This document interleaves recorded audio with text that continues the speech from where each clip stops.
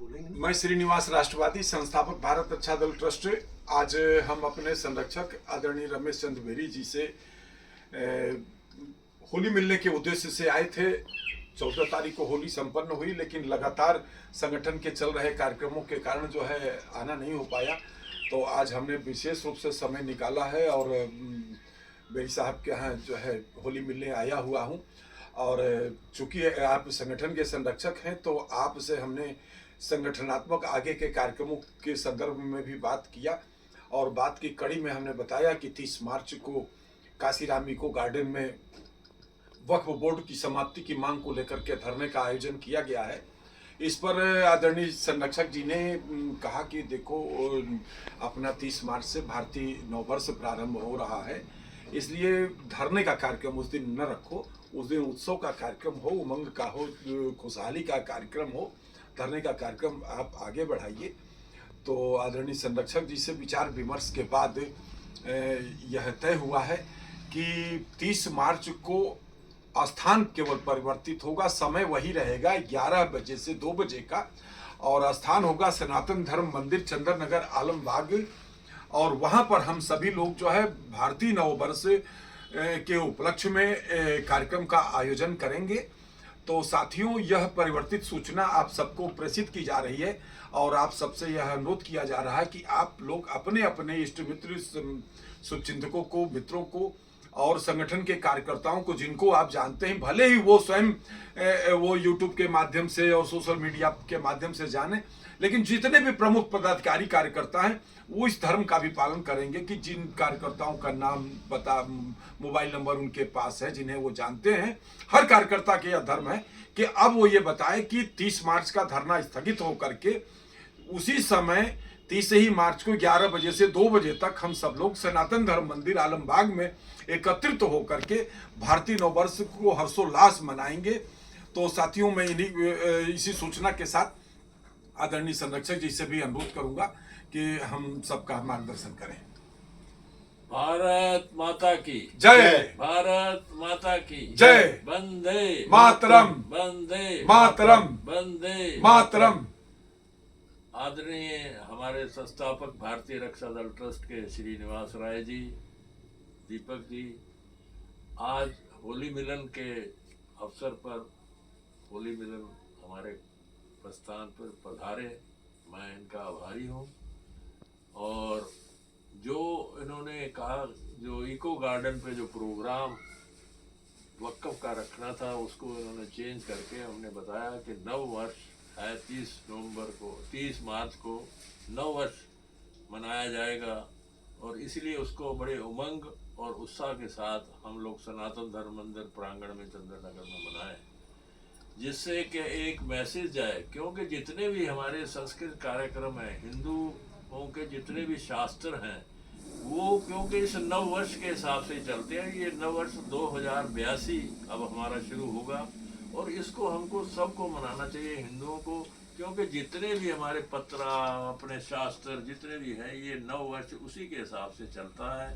तो हमको सबको इस हिंदू होने के कारण ये मैसेज सबको देना चाहिए। और जैसे हम इंग्लिश में 1 जनवरी को सबको अपनी नए वर्ष की बधाई देते हैं, तो इसमें 2082 जो 30 मार्च को आएगा, इसकी हमको भी अपने सके संबंधियों को, अपने मित्रों को, सबको ये बधाई संदेश भेजना चाहिए, और जिससे कि हमारी एकता बनी रहे। क्योंकि यहाँ कोई जाति और पाति का कोई मतलब नहीं है, यहाँ सब हिंदू हैं। जो हिंदुस्तान में रहता है वो हिंदू है, तो हिंदुओं को एक होकर रहना है। जैसे आपने कुंभ में देखा कि वहाँ कोई जाति पाति नहीं थी, सब लोग उसी में स्नान कर रहे थे, अमीर भी कर रहा था, गरीब भी कर रहा था। और इसी तरह हमारा भारत का नववर्ष का है, इसी तरह हमको बड़े उमंग और उत्साह के साथ मनाना है। सनातन धर्म मंदिर में 30 मार्च को मेरा निवेदन है कि आप लोग, सब लोग अपने इष्ट मित्रों को लेके आएं और इसको धूमधाम से मनाया जाए। बहुत सुंदर, बहुत सुंदर। धन्यवाद। हम संगठन के युवा चेहरा दीपक जी से भी चाहेंगे कि वो भी युवाओं को अपना संदेश दें। सबसे पहले सबको जय सिया राम। और श्रीनिवास राय जी के मार्गदर्शन से और अपने पिताजी के मार्गदर्शन से कुछ शब्दों का आपको बताना चाह रहा हूँ, उन शब्दों में कि जो हमारा हिंदू नव वर्ष है रामनवमी के लिए, सबसे पहले 30 तारीख को हमारा नव वर्ष स्टार्ट होता है और इंग्लिश को छोड़ के जो हमारे हिंदू धर्म के हिसाब से जो होता है वो ग्रंथों के हिसाब से होता है। सब युवाओं से एक निवेदन ये है कि आप ज़्यादा से ज़्यादा संख्या में अपनी एक टोली बनाइए जिसमें हर एक व्यक्ति को 11 घरों में 5 दीपक और 1 भगवा झंडा लगाना है। और वो भी अगर उनके हिसाब से ना कोई लगाए तो अपने स्वयं पैसों से लगा के उनको भगवा मैं बनाएं पूरे उत्तर प्रदेश में। माननीय योगी जी ने भी इलाहाबाद में एक ही संदेश दिया, जातों में ना बटे, आप एक हिंदू हैं और हिंदू को ही समाज में लेके चले, हिंदुत्व को। उससे आपकी एक तो जनसंख्या को भी मालूम चलेगा, बहुबल मिलेगा, और जिसकी जनसंख्या ज़्यादा होता है उसी का बोलबाला होता है। और सब मतभेद हटाइए, जाति पाति में ना जाइए, कोई छोटा है कोई बड़ा है, कोई अमीर है कोई गरीब है। आप सिर्फ मेन उस पर आइए कि हमको भगवा में बनाना है। और जैसे इलाहाबाद में आपके वहाँ पे सब जगमग हो गया था दीपावली की तरह से, वैसे ही आप इसको उत्तर प्रदेश में लखनऊ जो है उसका नाम भी अब लक्ष्मण पुरी हो गया है।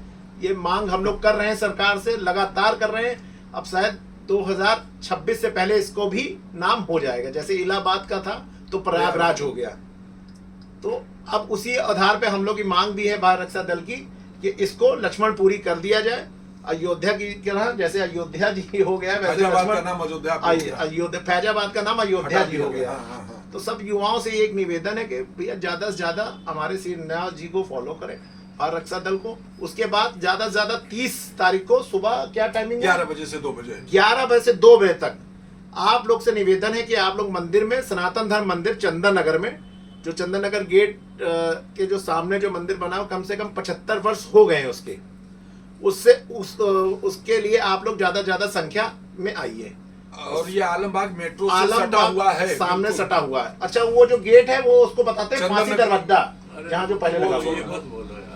वो यहाँ आने के लिए आलमबाग मेट्रो स्टेशन उतरेंगे और बिल्कुल उतरते ही बाहर सनातन धर्म मंदिर है, बगल में ही है।